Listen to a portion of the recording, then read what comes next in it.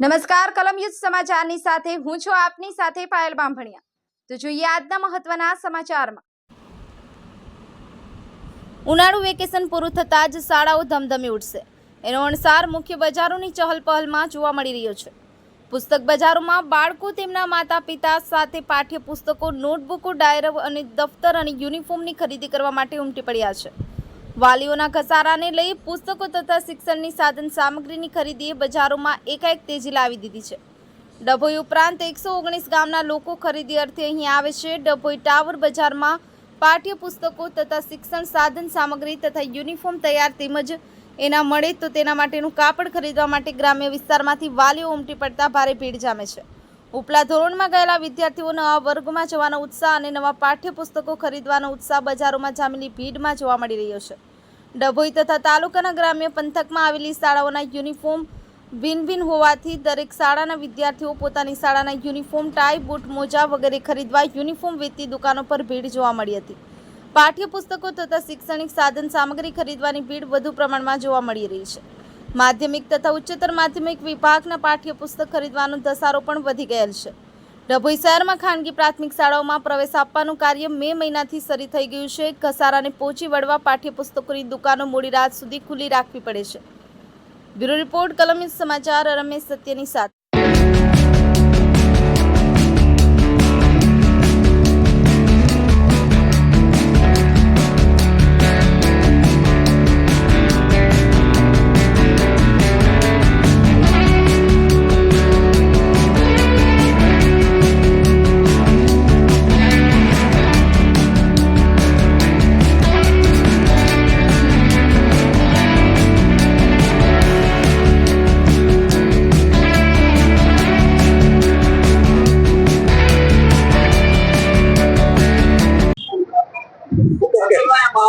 Corona પછી ધંધાની pattern બદલાવાથી દરેક જગ્યા ઉપર લિક્વિડ કેશની ઘટાડો થવાથી ખૂબ જ મંદીનો માહોલ છે। ગણતરીના દિવસો બાકી છે સ્કૂલો ખોલવામાં, છતાં પણ યુનિફોર્મમાં હોય, સ્ટેશનરીમાં હોય કે સ્કૂલ બેગમાં હોય ખૂબ જ મંદીનો માહોલ દેખાય છે। વત્તા પડતા પર પાટા સ્વરૂપે સરકારે પણ 12% અને 18% જીએસટી સ્ટેશનરી પર બુક્સ પર નાખેલો છે, જેનો પણ ભાવ વધારો દેખાય છે।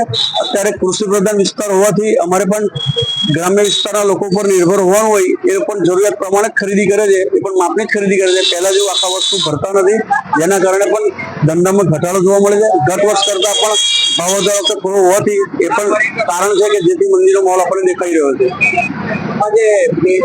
ઘટાડો આવે છે એમાં હા, એની અંદર કિંમત પકડી રાખવા માટે પેજ ઘટાડવામાં આવે છે, જેથી કિંમત 10 રૂપિયા, 20 રૂપિયા, 30 રૂપિયા, 50 રૂપિયા પકડી રખાય છે, પણ એમાં પેજ ઘટે જ છે દર વખતે, નક્કી છે। એમાં પણ ભાવ વધારો કોટિંગ છે, જેમાં પણ જીએસટી નો માહોલ છે। બીજું કે સ્કૂલો પણ અંદરથી ધંધો કરી લે છે, એ લોકો પણ બિલ વગર ધંધો કરે, પણ સરકાર એની પર પણ કોઈ પણ પ્રકારનો દબાણ રાખી શકતી નથી અને સ્કૂલો વાળા પણ બેફામ લૂંટવાનો મોકો મળી રહ્યો છે। ના ના, મંદીનો જ માહોલ છે।